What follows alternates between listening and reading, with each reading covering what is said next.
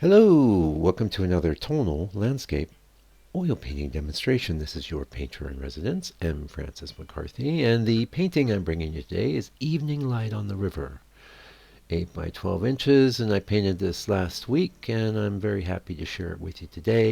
I think it came out pretty good.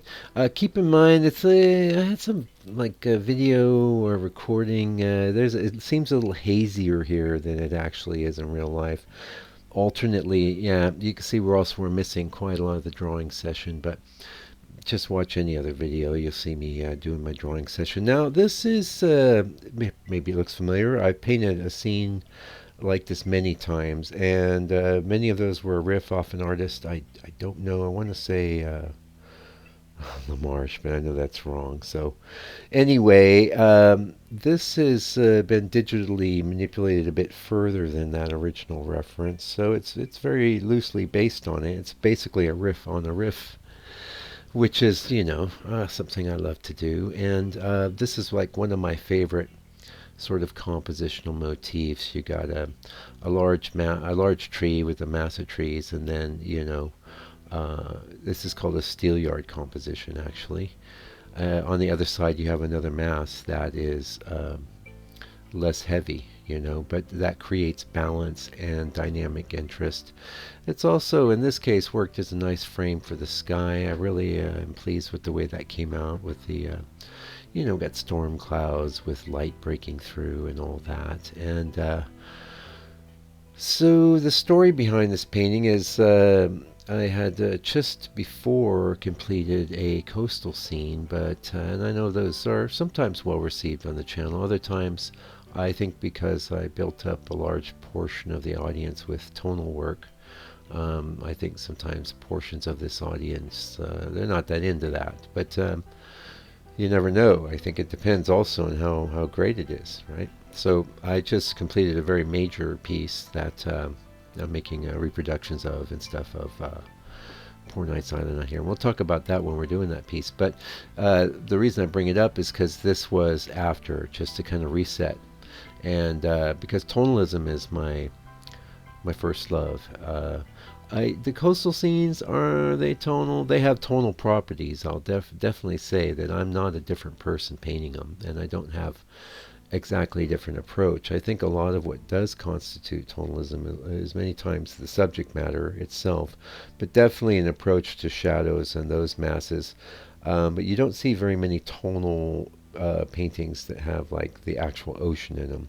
What you do see is paintings like this with ponds, and I always take a good stab at painting the reflections. I really have respect for people to do that, super well. I think I'm competent at it, and good enough that it's not a distraction from the things in the painting that I am good at. But I'm always trying to improve and get better. And one thing I can say, though, about painting reflections, maybe you found painting the water is also a bit challenging, right? And I can give you some insights on that because I sure do. And what I think if you know that you have a challenge painting a certain area of the painting, then really you're better off just kind of starting out with a blocky in kind of thing, just blocking things in, kind of creeping up on it. And many times just get the whole thing covered. I think that's a great strategy. What I don't think is good is to turn your process into like drafting mode, where you start working out every little tiny relationship between every little thing in the reference, and you move that over onto your painting. And I've been guilty of doing that in the past, and certainly when I was an illustrator, that was a large function of what doing illustration is. But with painting, you have to be careful with that, especially with reflections, because, and I'm talking about this in the new book I'm writing, which I'm starting to talk about now because I've made a lot of progress on it. It's not done yet, so I'm not going to get too into it or try and sell you on it. But I am writing a new book, and it's going to be, I think, really helpful. Like I try to be here on my YouTube channel. So the thing is with the YouTube channels is that you'll get little tidbits of information, and maybe sometimes it can happen that you go, oh, what was that Mike said? What video was that? Ah, forget it. So this book is designed to address that problem in a thorough way, where you can basically kind of leaf through it, go to your problem section, and get a bit of insight from you know M. Francis McCarthy, the tonalist painter. Not the greatest it ever was, but I'm another guy giving it a good go, and I'm always happy to talk about my challenges and my process. And a lot of that is, philosophical. Anyway, getting back. Oh, we're gonna have the book, but after the book ad, we'll pick up on the real problem with overworking reflections. Yeah. So, hey, it's the book. Book is a result of a good 13 years of working in a tonalist manner, doing my best to figure that stuff out.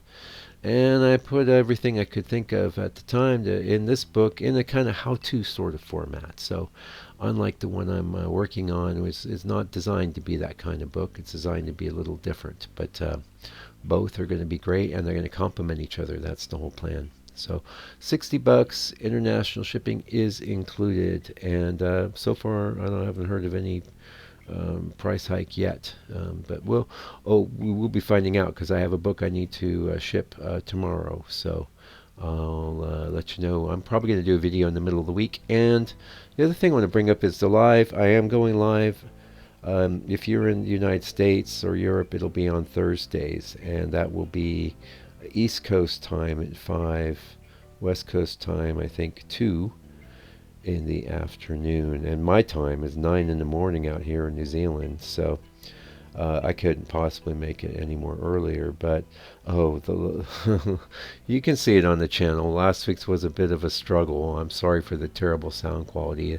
For some reason, my headset wasn't even working. Everything was just a comedy of errors. It was a nightmare. And the thing is, I'm like, if I say I'm going to do something, I'm the kind of person that'll do it. I'm not a late person or somebody that doesn't do things that they've committed to. But it was so frustrating because I thought I had plenty of time, and then it's just one catastrophe after the next.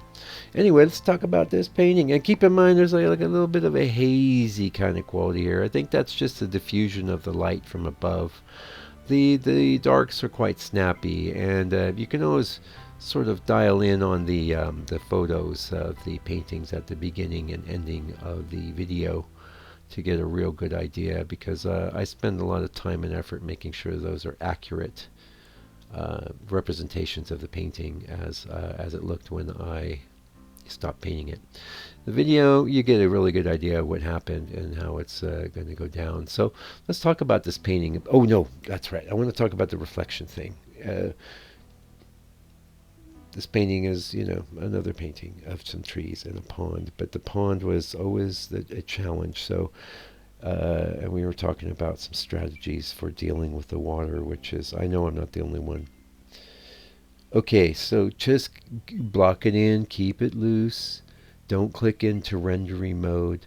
And the reason that you don't want to do that is if you start working out things too tightly, then you'll lose the feeling of reflected light. You'll lose that feeling completely. It becomes stiff, and it is not believable. So you keep it loose and experiment. I think I'm always getting a little better with the reflections. The more I do, like if you look on our right hand side, you can see there's two like little lightish lines I had in the bottom. That was pretty much the only thing I did that was like this kind of like, okay, this is water. You can get crazy with that if you think about old Bob Ross, and sometimes I have used this technique where you put a little bit of a highlight up against the shore. Yeah, you got to be careful with that, although it does work very well at making something look like water. Also, in the reference image for this painting, which by the way, you can have a good gander at that in the members area version of this painting session, which is real time, 3 hours I think in this case. Oh, it's real time, 4K, no ads, and you get to see the reference image at the beginning. Also bring it up on screen, and we talk about some of the challenges coming, and then there's a color mixing session. So yeah, if that sounds interesting to you. And I know it's been a while since I put a recent live up on the channel for everyone else to get an idea what that's like. And I'll try and maybe do that soon.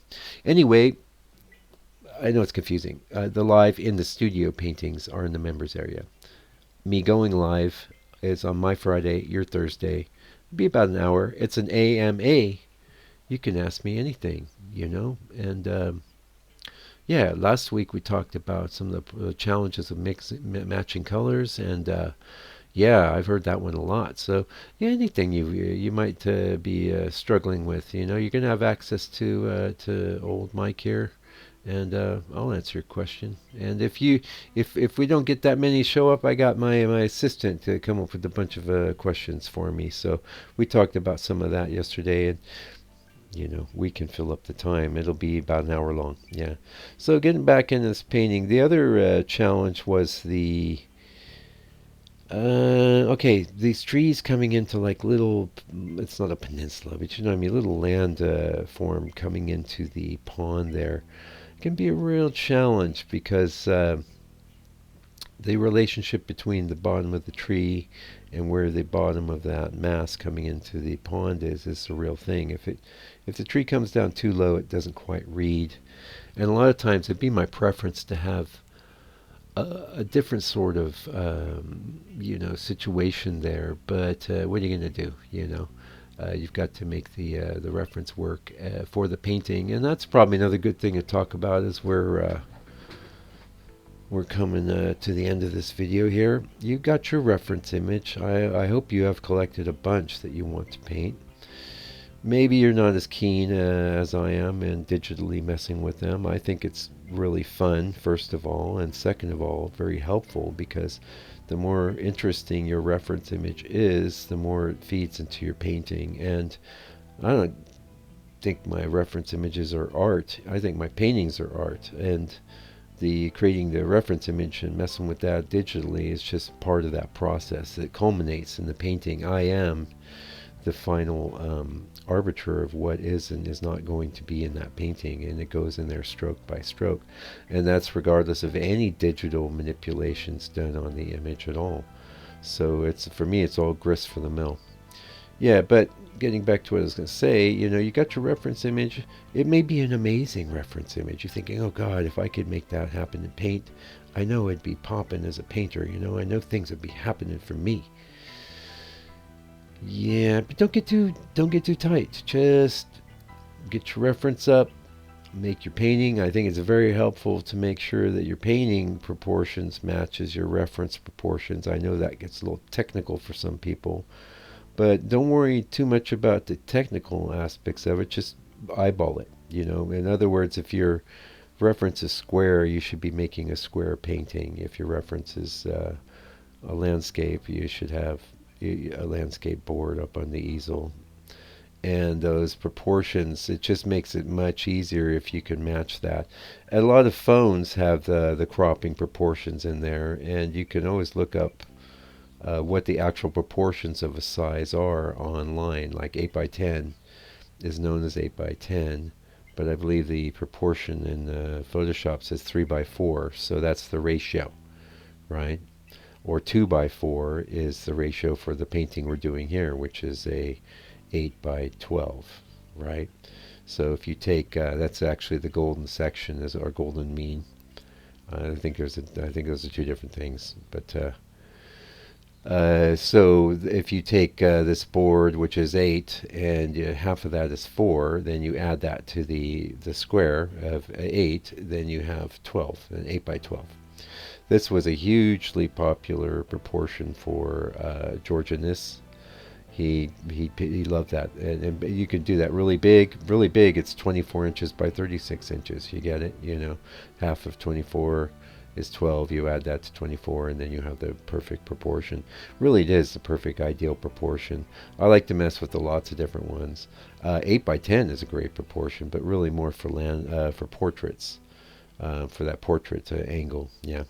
Anyway, that's it for today's video. Thanks so much for joining me. I hope to see you on Thursday live, and I'll be putting out a little video hopefully in the middle of the week as well, because I got a lot of paintings to share with you, and Until I do come back, take good care of yourself, stay out of trouble, and fight the power.